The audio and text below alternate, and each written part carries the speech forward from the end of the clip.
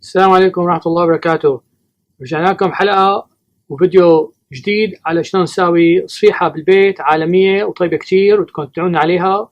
سهلة كتير ما فيها شيء. أنا رحت على مطعم تركي قريب من هون وكانت الصفيحة تبعه كتير طيبة جدا وحبيت أساوي مثلها وشارككم بهالوصفة هاي. فشو بدنا احنا؟ بدنا الفود بروسيسور. فهلا هاي المواد الناشفة هي عبارة عن 3 كاسات طحين، معلقة كبيرة خميرة، معلقة كبيرة سكر، وكاسة ونص مي. بعد ما نخلطها مع بعض هدول ونخليها ترتاح ل10 دقائق، بنحط معلقة ونص صغار ملح ومعلقة كبيرة زيت زيتون. قولوا بسم الله الرحمن الرحيم وصلوا على النبي. نحط المي الباردة. هلا بنخليها هون 10 دقائق.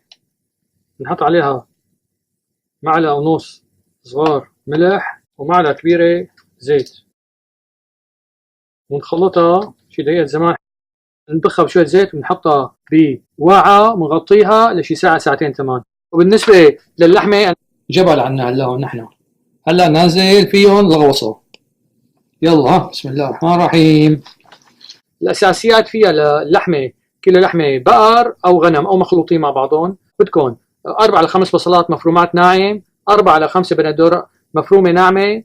بدكم معلقتين صغار قرفة، 3 معالق صغار ملح، معلقتين صغار فلفل أسود، 3 معالق صغار سبع بهارات، 6 ملاعق كبيرة دبس رمان، نص كاسة لبن. هدول الأساسيات. هلا معهم أنا شو سويت؟ حطيت معلقتين صغار توم بودرة، حطيت 3 معالق كاتشب كبيرة، 3 معالق كبيرة دبس فليفلة، 5 ملاعق زيت نباتي، معلقتين كبيرة طحينة، معلقة كبيرة بابريكا حدة، ونص عصير ليمونة. وحطيت معهم بقدونس المفروم، وحطيت كمان نعنع، شي كم عرق نعنع من الجنينة عندي، وفرمتهم وحطيتهم كمان بالأكلة. يعني إذا عندكم نعنع ناشف بدكم حوالي المعلقتين كبار حطوا لها اياهم تطلع طيبة. عرفت شلون؟ هدول بتخلطوها مع بعضهم باللحمات وبتغطوها اللحمة وتحطوها بالبراد مثل ما قلت لكم. وهي العجينة شايفين شلون تفخر، اللهم صل على النبي. بقلبها على سطح فيه شوية طحين، لفها على بعضها مساوية دويرة، بعدين بنقطعها. فهي بدي زينها هلا، هي اكيد حوالي الكيلو، شايفين شلون؟ فبزينها تطلع حوالي الكيلو. ما قلت لكم 979 جرام.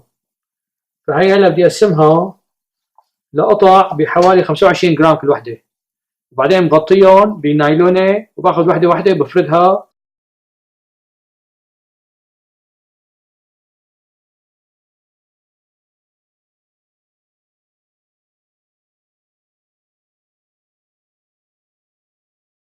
حطينا لها صنوبر. هلا بنبدا مساواة القرص. بسم الله الرحمن الرحيم على بركة الله. هلا بنبدا بواحد، بنلكه بطحين، بنفرده. إذا لزق معنا على الطاولة بنرد نحط له طحين.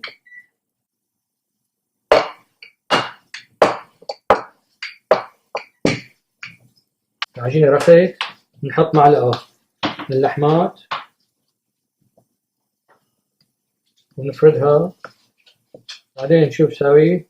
إذا بدكم تتركوها مدورة مثل ما بدكم. هلا أنا بسكرها من الكنارات وبشدها هيك. الكنار الثاني بساوي نفس الشيء وبشدها. شايفين صارت أحلاها.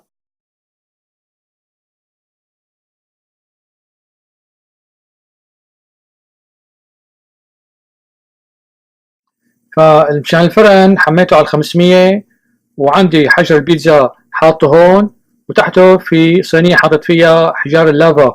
هدول بيحموا كتير. بحط عليهم مي كل شوي شوي يعني تطلع طرية ومقرمشة من الجوانب. بنحطهم من 10 ل 12 دقيقة. شوفوهم هون طالعين من الفرن ما أحلاهم. ريحة بتاخذ عال، منظر بشهي، طعمة رائعة فوق الوصف، خيالية. إن شاء الله جربوا بينكم تدعونا، ولا تنسوا الشير واللايك والسبسكرايب. دعوا اللي عنده سؤال يبعث لي على اليوتيوب. أحلى صبيحة.